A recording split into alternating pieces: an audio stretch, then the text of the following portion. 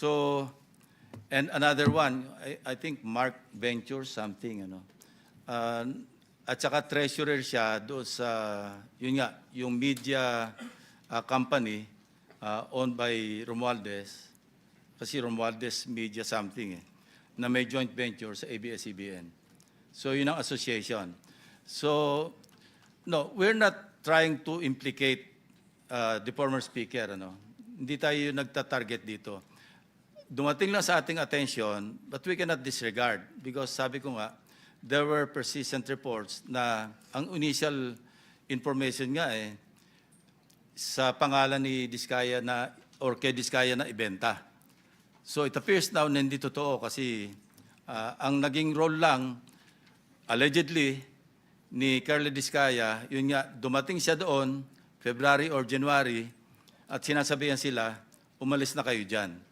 So yun lang ang pinagtataka natin. So hindi naman ito enough to implicate or to implead the former speaker. But, this is something that the OJ or the Ombudsman or the Ombudsman can follow through. No? We are only providing a lead for whatever it is worth. Yun lang ang purpose dito. Because if you really want to go after the so-called, sabi nyo nga, wag yung sapsap at saka mga dilis, hanapin yung malaking isda. And this is the direction that we are taking. But I repeat, hindi ito enough, itong information is not enough to implicate, not even implicate the former speaker.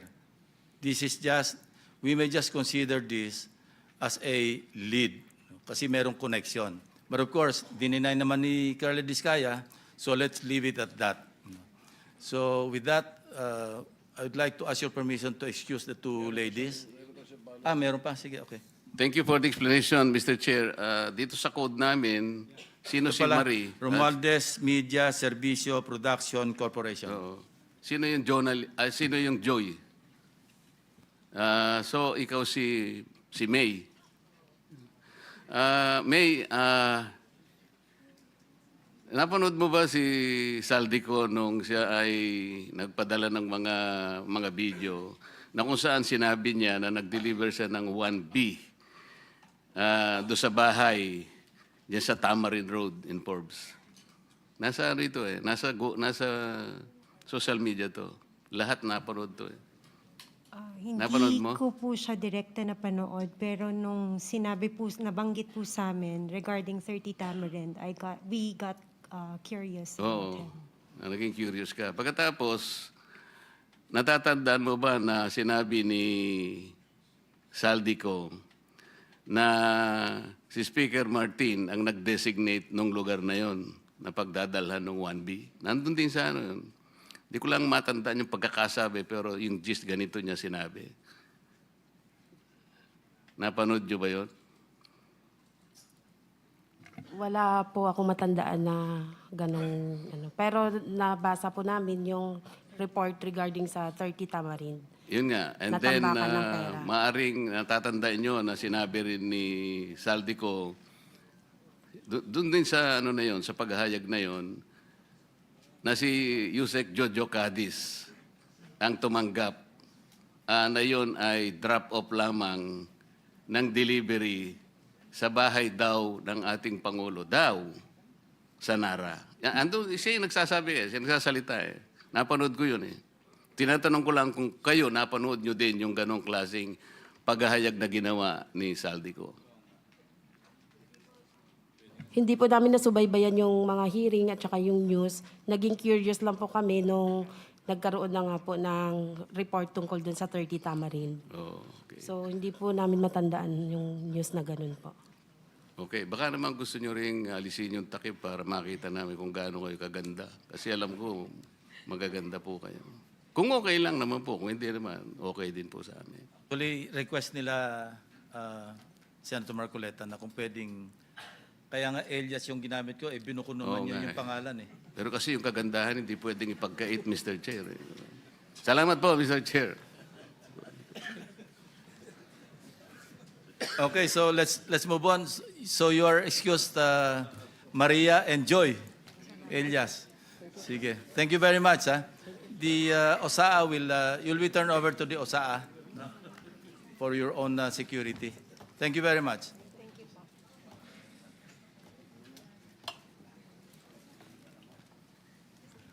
On a lighter note, kanina kasi, pinapaalis natin yung talukbong ni RD Pakanan. Sabi niya, ayaw niya. Eh, alam niyo, sabi ng staff ko, isang Google lang, nandyan yung kanyang mukha eh. So, bakit kailangan magtakip? Eh, isang Google nga lang. Pakita mo nga yung Google. Just a screen. Andiyan ba? Meron pa tayo?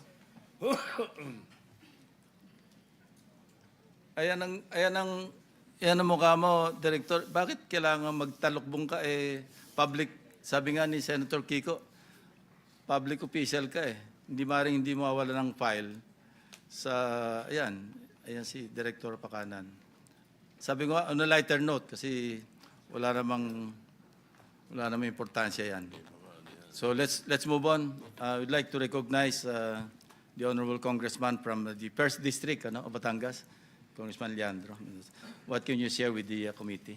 Oh, thank you very much, Mr. Chair. I would be glad to answer any questions that you might have, specifically on the contents of the Cabral files. I also understand that DPWH is here, so perhaps they would be also well positioned to lead the discussion. But with Secretary Manny Bonoan here also, I believe this is a great opportunity to learn more about how the system of the budget allocations have worked. And I have here a printout of the list of over 17,000 projects, and they are actually divided into 12 major tags. Mr. Chair, it would be worth reading the major tags.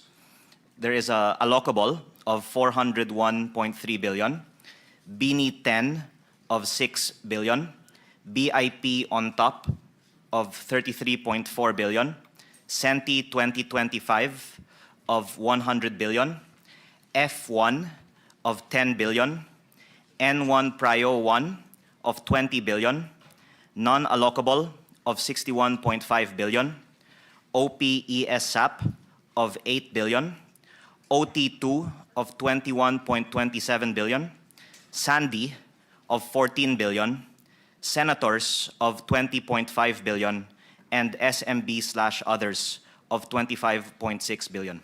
This is based, sir, on the copy that I obtained, as well as another copy that I have seen that was separately obtained from the DPWH. Yeah, may we ask the DPWH, are you familiar with the documents read out by Congressman Leviste? No, Mr. Chair.